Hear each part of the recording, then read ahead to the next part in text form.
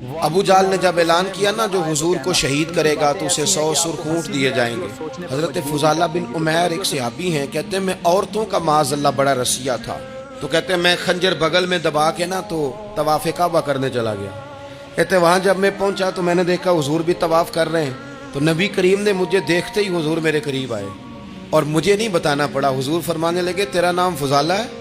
میں نے کہا ہاں. تو محبوب فرمانے لگے کیا باتیں کر رہے ہو اپنے آپ سے؟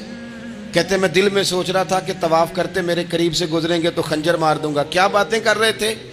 فضالہ کہتے ہیں میں تو جب آیا تھا تو ایک بی بی سے مل کے آیا تھا، میں نے کہا تھا کہ میں آج بڑی رقم لے کے آؤں گا اور معاذ اللہ تیرے پاس رات گزاروں گا.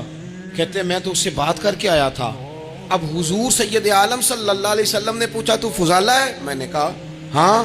کیا باتیں کر رہے تھے اپنے آپ سے؟ میں نے جھوٹ بولا. میں نے کہا جی وہ تو میں تو ذکر کر رہا تھا اپنے دل میں. کہتے ہیں حضور مسکرائے اور مسکرا کے فرمانے لگے چل چھوڑ، جس کام آیا تھا وہ کرتا کیوں نہیں؟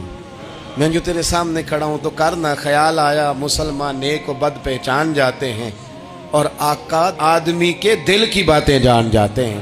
کرنا وہ کام. تو فضالہ کہتے ہیں کہ میں کانپ گیا، میرے ہاتھ سے وہ خنجر گر گیا. حضور نے میرے سینے پہ ہاتھ پھیرا، اس طرح پھیرا کہ زندگی میں اتنا سکون کبھی نہیں ملا.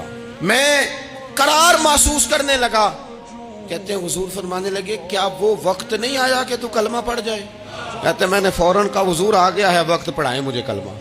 کہتے ہیں نبی پاک نے کلمہ پڑھا دیا، میں مسلمان ہوا. میں واپس لوٹا تو وہی عورت بن سنور کر تیار ہو کر گلی میں کھڑی تھی. عادتیں بدل جاتی ہیں. شرط یہ ہے کہ ہم تھوڑی سی کوشش کریں.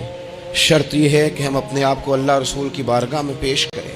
ہمیں سب سے زیادہ تکلیف میں ہماری اپنی عادات نے ڈالا ہے، ہماری اپنی خواہشات نفس نے ہمیں زیادہ آزمائشوں میں ڈالا ہے. کہتے ہیں وہ عورت بن سنور کے کھڑی تھی. جب میں واپس لوٹا تو پہلے میں اس کے پیچھے بھاگتا تھا، اب میں اس کے قریب سے گزر گیا تو اس نے آواز دی تو فضالہ نہیں؟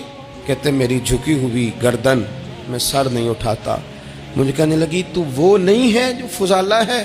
میں نے کہا ہوں میں فضالہ، پر وہ والا نہیں جو تجھے ملا کرتا تھا. کہا تو اب کون ہے؟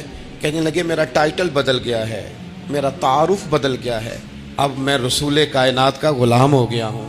ہم لوگ مجھے مسلمان کہتے ہیں، اب میری نگاہوں میں جچتا نہیں کوئی، جیسے میرے محبوب ہیں ایسا نہیں کوئی. کہتے ہیں بدل گئی عادت، میں وہی ہوں پر میرا لہجہ میرا مزاج ہی بدل گیا.